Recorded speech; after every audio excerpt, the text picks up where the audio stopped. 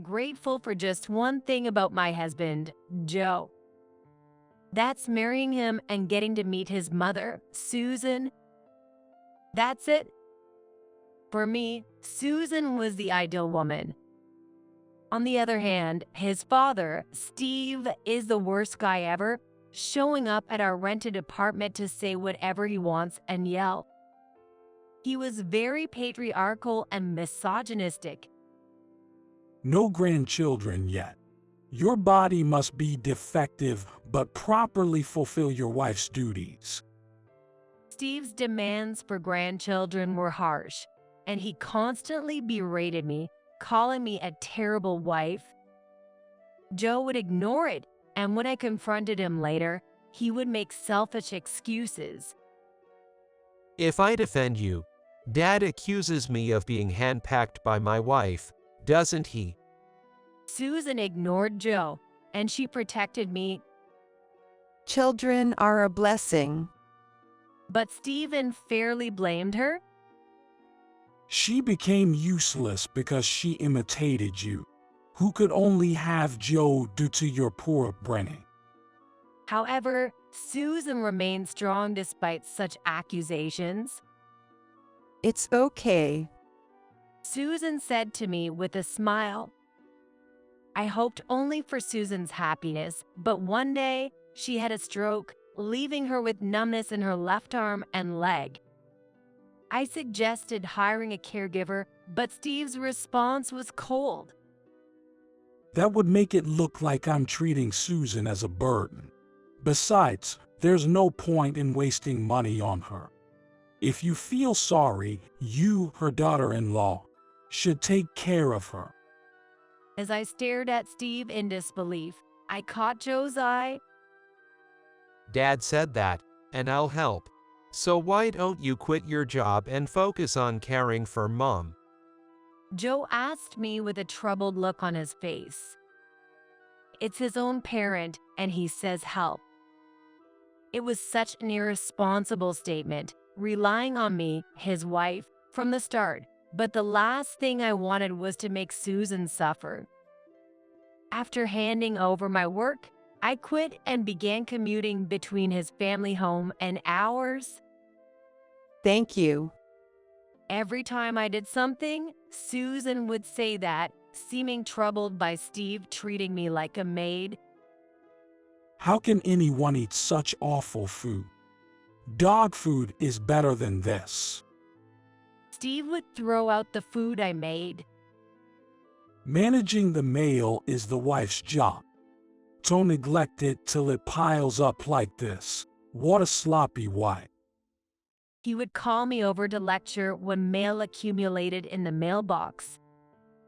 Joe, who had started a consulting company and was always out and about, wholly ignored Susan, using his irregular working hours as an excuse. I'm busy with work. There are even overnight tasks, so don't interfere. I only felt at peace when I spent with Susan while caring for her. We talked about many things, like her upbringing, her early days with Steve, and the struggles of their marriage. We are so alike. Susan confided in me her secrets. It was then I truly understood that Susan was kind but also intelligent and challenging. Susan, who had always been frail, passed away a year after her caregiving began. Soon after the funeral, a lawyer, the executor of Susan's will, visited, and people from Susan's family appeared. Having knowledge as part of his consulting work, Joe said with a puzzled look, Why are there even people like grandfathers and uncles here who have nothing to do with the inheritance? It's all Susan's wishes. We will now present the will and play the tape. As the play button was clicked, the first sound of Susan's voice brought tears of nostalgia. However, the words that followed made my eyes widen in shock. Regarding my estate, I leave everything to Joe's wife, Emily. That's my honest wish. No way, why? Susan's voice seemed to see through my shock as she explained why she refused to leave the inheritance to Steve or Joe. When I became paralyzed, and it began to affect my daily life, Steve dismissed the efforts of Emily, who desperately tried to convince him to spend money on a caregiver, saying it was a waste. Steve, who only uses me like a maid, always yells. Joe, who promised to help but has yet to do so, does not even bother to check on Susan. I'm really sorry for making you deal with not only my care, but also those two. Susan said in a tearful voice.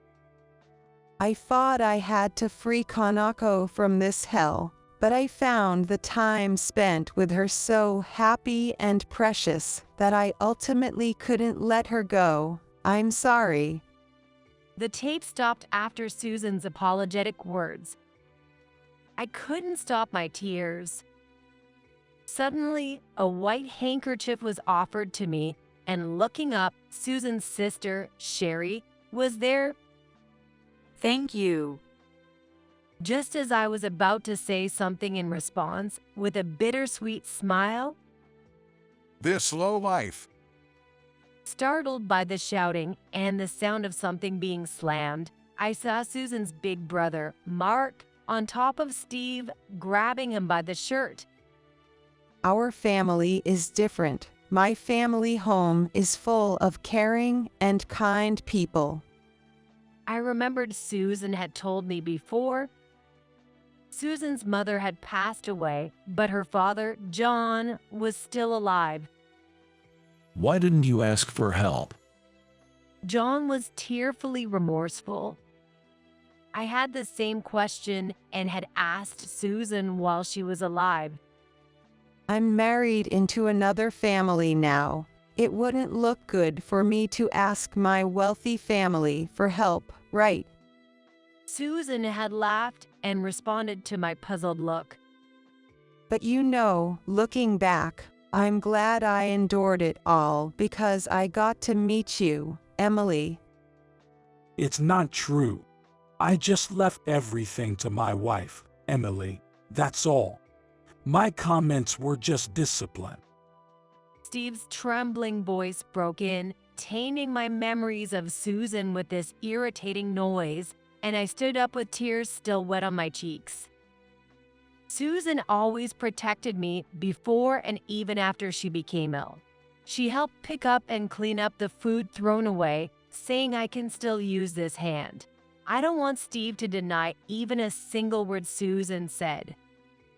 I couldn't continue as tears choked my words. Playing the tragic heroine.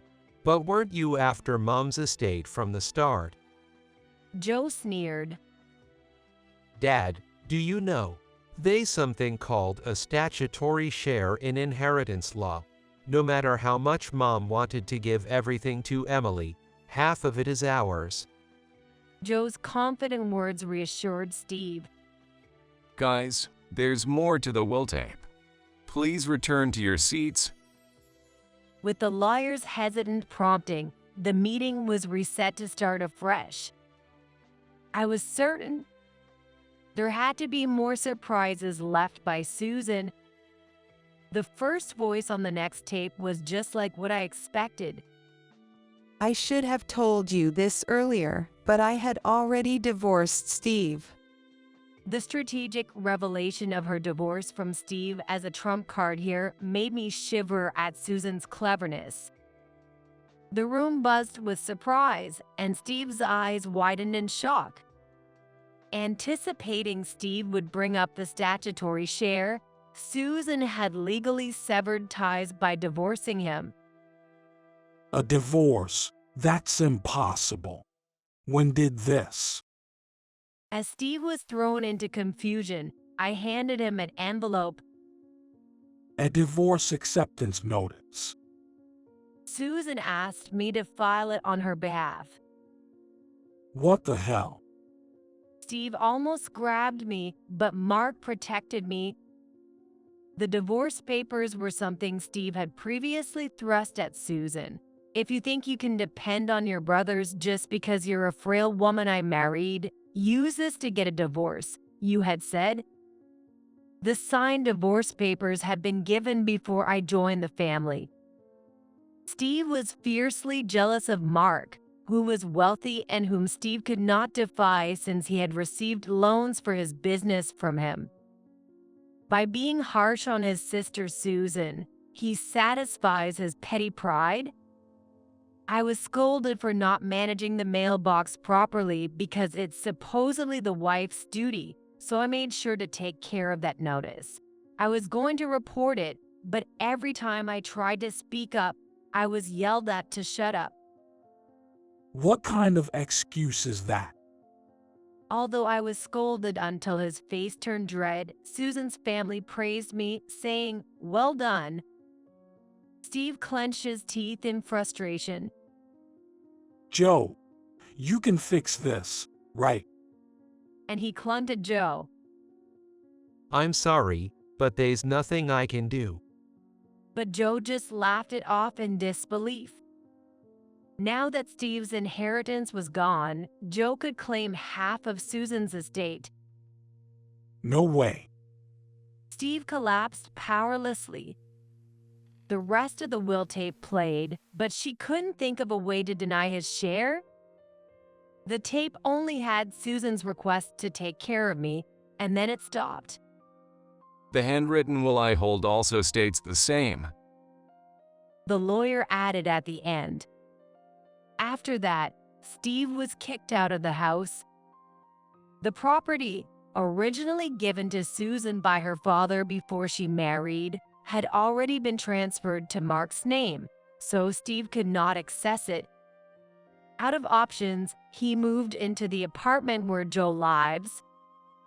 That's what I heard, as I had divorced Joe and moved out of the apartment. I was planning to divorce anyway, but the will tape became evidence of Joe's mistreatment, and considering his concern for public image, he transferred the agreed-upon alimony, and the divorce was finalized smoothly. The loans to Steve's restaurant were cut off, and he's been scrambling to find money ever since.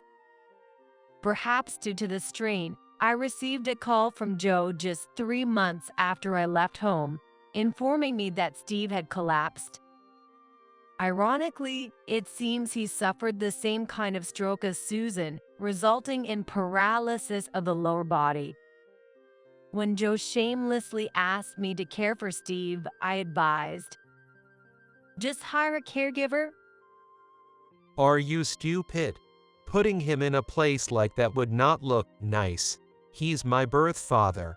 Don't you have any compassion as his ex-wife? But Joe snapped back at me. "No, I don't have a single bit of compassion. Why don't you care for him yourself if he's your real father?" I hung up on him, frustrated. Steve had never thanked me for anything, and I wondered how he'd treat Joe. It didn't take a week before Joe called again. Apparently, he had hired a caregiver, but they all left due to Steve's constant complaining and yelling. He's treating me like a burden. When he suggested putting Steve in a facility, Joe also faced yelling and throwing objects at him. Joe begged desperately, but I hung up without responding. After that, Joe's calls became so frequent that I changed my phone number. I wish I had done it sooner. And now, enjoying a quiet return to work, Sherry told me about Joe's current situation. Joe seems to have pushed into Susan's family home, asking for help with Steve's care.